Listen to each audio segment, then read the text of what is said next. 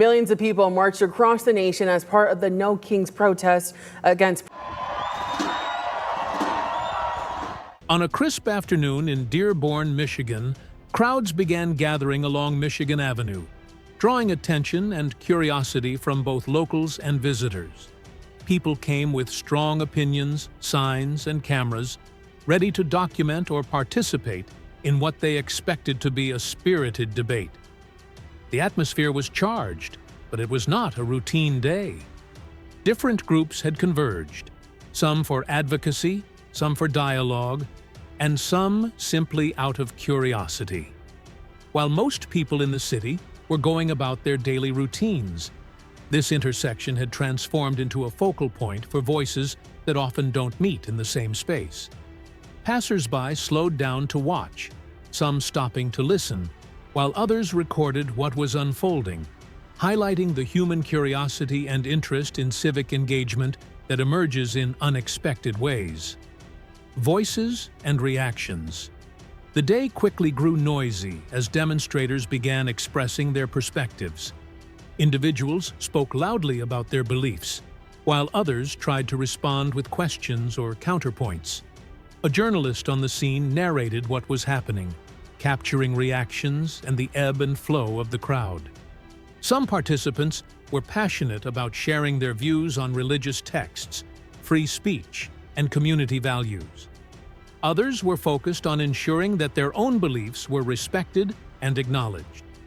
In a setting like this, emotions naturally rise, but for most observers, it was a moment of witnessing civic engagement firsthand. People were expressing themselves within their own understanding of right and wrong, highlighting the challenges of balancing personal conviction with respect for others. Managing a public space. The gathering illustrated how public spaces can become arenas for civic dialogue and negotiation, even when tensions rise. Cars tried to navigate the busy streets, pedestrians moved cautiously, and local authorities monitored the situation from a distance. While the city had laws to ensure safety and order, the scale and unpredictability of crowd behavior created unique challenges. Residents and visitors alike were reminded that public areas can host spontaneous gatherings, and that managing interactions in these spaces requires awareness, patience, and mutual respect. The diversity of participants meant that a wide variety of perspectives was represented, which in itself became a visible lesson in community dynamics and free expression. Documenting the scene for journalists on the ground, capturing the event meant balancing observation with personal safety. Cameras and microphones documented speeches, chants, and the movement of people, allowing the public to see the diversity of perspectives present in the city. Even in heated situations, reporters focused on describing events accurately and without bias, highlighting behaviors without inflaming tensions. The journalist's experience underscored the importance of providing context, identifying key players, and ensuring that the audience understands the difference between passionate debate and harmful behavior. These recordings became a resource not only for news, but also for civic reflection on how communities handle public disagreements. Free speech in action. The event was a real-time demonstration of free speech in America. Participants exercised their rights to voice opinions, challenge ideas, and express their beliefs, even when those ideas were controversial or uncomfortable to some observers. At the same time, the scene underscored the responsibility that comes with that freedom. Individuals had to navigate the boundaries of respectful expression, balancing the right to speak with awareness of the impact on others. Free speech does not exist in isolation. It is part of a complex social ecosystem that includes listeners, observers, and authorities tasked with ensuring safety and order. The gathering in Dearborn reflected this delicate balance in vivid, immediate ways. The role of law enforcement police were present, monitoring the crowd, ensuring traffic flow, and intervening when necessary. Their presence highlighted the challenges of managing large gatherings where emotions run high. Officers had to make judgment calls about when to step in, when to document incidents, and how to respond to complaints. For journalists and participants, this raised questions about the consistency and visibility of law enforcement actions. Some observers felt interventions were too cautious, while others understood the need to prioritize overall safety. The scene in Dearborn revealed the difficult position authorities occupy when balancing public safety, civil liberties, and the need for measured responses. Conflict and resolution. As the crowd grew, disagreements became more audible. Some individuals confronted others verbally, expressing frustration or challenging statements. These interactions, while tense at times, were largely contained without physical altercations. People moved around, reacted to different speakers, and attempted to make sense of conflicting perspectives. The situation demonstrated how public gatherings can become microcosms of larger societal debates. Even when disagreements are heated, the presence of rules, boundaries, and mutual recognition of each other's rights can help guide interactions toward resolution rather than chaos. It was a real-time exercise in civic negotiation and human communication. Community perspectives. Local residents offered insight into the broader context. Some expressed concerns about noise and disruption, noting that daily routines were affected by the gatherings. Others were curious observers, reflecting on the nature of civic participation and free expression. The city's Islamic Institute of Knowledge, for instance, has been a focal point for both religious practice and public discussion. Calls to prayer and community activities occasionally spark debate about shared spaces, sound, and the boundaries between private practice and public exposure. Residents have voiced both appreciation for cultural diversity and concerns about noise and public accessibility, illustrating the ongoing negotiation that is part of urban life. Challenges of observation. Journalists on the scene experienced firsthand the difficulties of documenting events in crowded, dynamic spaces. Cameras captured speeches, signs, and interactions, but also had to navigate moving groups and sudden shifts in crowd behavior. Observers and participants often questioned coverage or expressed skepticism about reporting. The journalist's role became one of translation and interpretation, explaining what was happening to the public while maintaining neutrality and personal safety.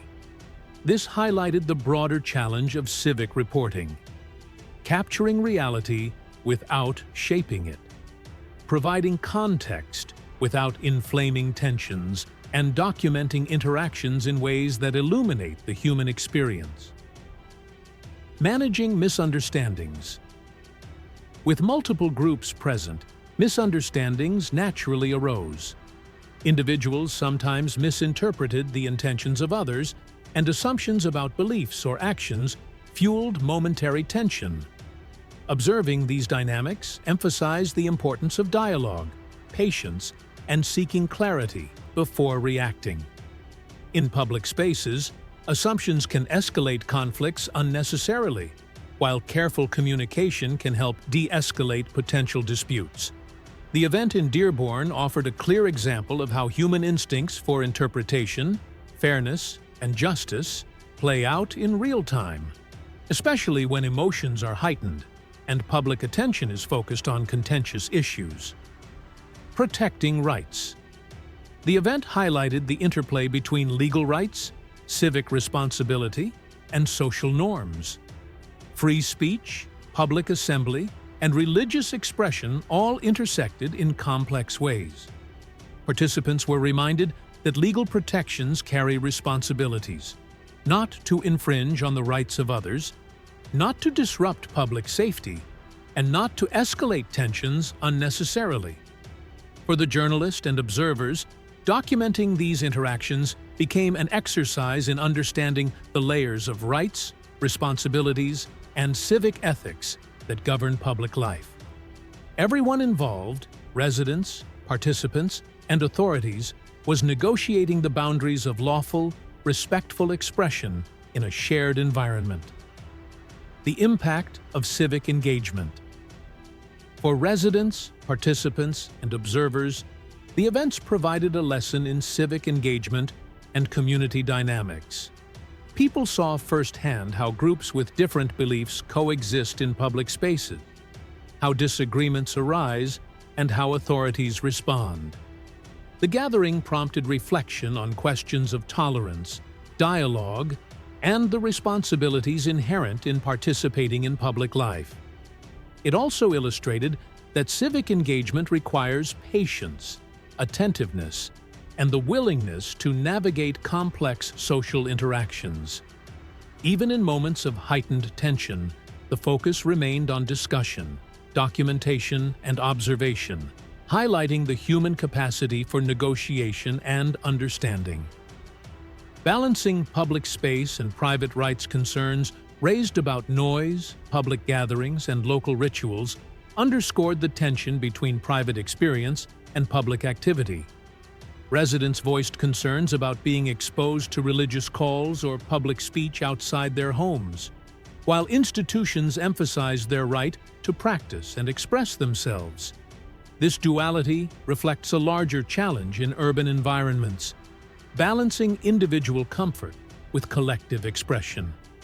Policies, city planning, and civic norms attempt to mediate these tensions, but real-world events, like the gathering in Dearborn, show that there is rarely a perfect solution. Instead, negotiation, compromise, and mutual respect are essential for coexistence. Learning from observation. For journalists and observers, the day was a case study in human behavior, civic participation, and community response. Documenting the event required attentiveness to subtle interactions, understanding context, and translating actions into meaningful narratives for the public. Observers learned about how people express disagreement, how groups organize themselves spontaneously, and how legal frameworks interact with human behavior. The event also highlighted the emotional impact of public expression, how witnessing or participating in debate can affect perception, reaction, and understanding. These lessons are valuable for anyone interested in civic life, community engagement, or journalism. Reflecting on free speech. Ultimately, the gathering in Dearborn served as a reminder of the importance of free speech in American society. Even when speech is uncomfortable, controversial, or unpopular, it provides an opportunity for dialogue, understanding, and reflection. Participants and observers alike were confronted with the challenge of respecting expression while maintaining civility. The event emphasized that protecting free speech does not mean condoning disrespectful behavior, but rather ensuring that differing voices can coexist in a space where dialogue is possible. In this way, the gathering became an exercise in exercising rights responsibly and observing how society negotiates competing perspectives. The role of law and community.